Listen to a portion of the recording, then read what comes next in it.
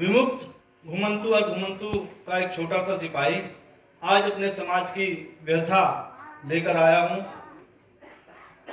अगर भूलवश कुछ भूल हो जाए तो क्षमा करना। सम्मानित मंच पर विराजमान पूजनीय यशस्वी आदरणीय मुख्यमंत्री योगी आदित्यनाथ जी, जिन्होंने आज इस घुमंतु समाज को, जो हमेशा सड़कों पे रहा है, जंगलों में रहा है, आज इतना अच्छा हॉल, इतना अच्छा बैठने की व्यवस्था और हमारे दुख को सुख मिलने की समय दिया।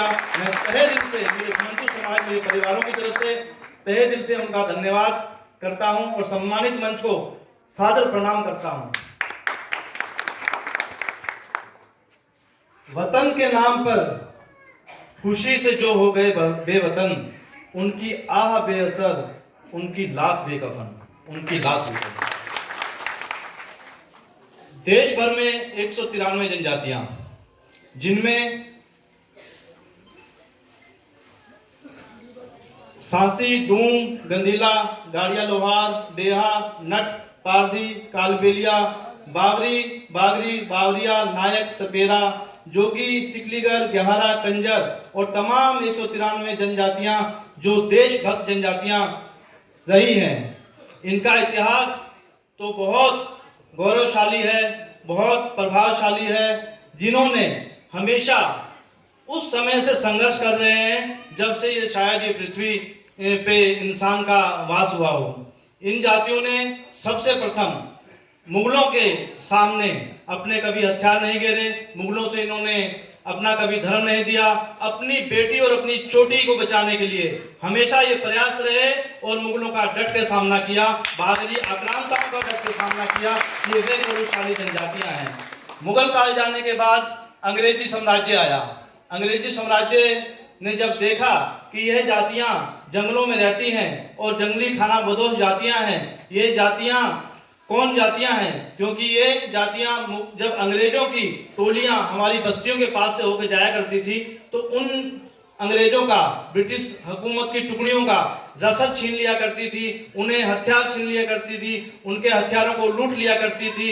इन जातियों को चिन्हित कर कर अंग्रेजों ने 1857 की क्रांति में जब हमारी जनजातियों ने उनके नाक में दम कर दिया तो उन्होंने 1857 की क्रांतिकारी योजनाओं में हमें पाते हुए हमें 1872 में एक काला कानून लगा दिया गया, जिसे जरायम पैसा एक्ट का नाम दिया गया। उस काले कानून के तहत हमारे गर्भ में बच्चा आते ही, हमारी गर्भ में बच्चा जैसे आया वो चोर जन्मजात चोर कहलाता था। हमारी माताओं के माथे पर चोर लिख दिया जाता था और हमारे माथों पे चोर लिख दिया जाता था।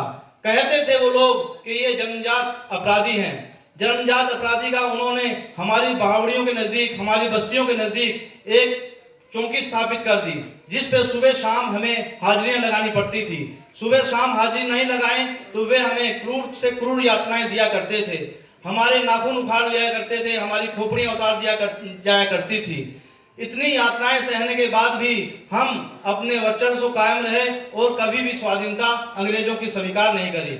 अंग्रेजी काल के बाद आया भारतवर्ष का उदय उत्पन्न हुआ जब भारतवर्ष आजाद हुआ 1947 में। 1947 में सब आजाद होने के बाद हमारे ऊपर 1900 जब हम आजाद हुए उसके बाद हमारे ऊपर 1952 के अंदर एक जो दफा लगाई गई थी, 31 अगस्त मुक्ति दिवस जो हम मना रहे हैं, ये दफा उस दिन हमारे ऊपर समाप्त कर दी गई। समाप्त होने के बाद हमारे कुछ काम ऐसे हुए, हम लोग सुधर गए। सुधरने का आपने एक उदाहरण, जीता जागता उदाहरण अभी आपने फिल्म के जरिए देखा है। योगेंद्र नारायण माथुर जी ने हमारे 12 गांव में आकर हम लोगों से कसमें खिलाई कि हम कोई गलत काम नहीं करेंगे, हम शराब नहीं बनाएंगे, हम शराब नहीं पिएंगे। शिक्षा का पूरा प्रचार किया, जिससे आज हमारे 12 गांव में पर्याप्त शिक्षा है, पर्याप्त रोजगार है और हम पूरी तरीके से संपन्न हैं। ये समाज हमेशा ही गिरा हुआ नहीं है। हमेशा इस समाज को अगर शिक्षा का दिया जाए, अगर सहयोग, सरकारी सहयोग दिया जाए, तो इन गांवों की, जो हमारे 12 गांव हैं, इनकी प्रेरणा लेकर उत्तर प्रदेश और पूरे भारतवर्ष में इनकी प्रेरणा से सभी लोग पढ़ें, बढ़ें, आगे बढ़ें। योगेंद्र लाल माथुर के अलावा कुछ अधिकारी एनपी सिंह, भुवनेश सिंह, सुजीत कुमार, उस समय के नवनीत सिकेरा एक एसपी हुआ करते थे, उन्होंने अपनी पत्नी को भी हमारे बीच में भेजा ताकि हम पढ़ लिख सकें और अच्छी बातें सीख सकें।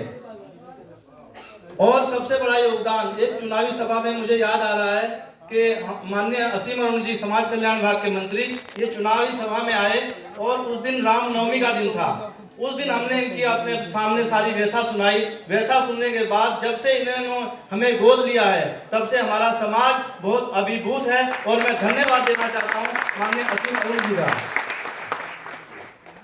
इसी के साथ मैं अपनी वाणी समाप्त करता हूँ। सबका धन्यवाद, मंच सम्मानित मंच का धन्यवाद। जय भारत, जय भारत। धन्यवाद दीपक जी। अब मैं आमंत्रित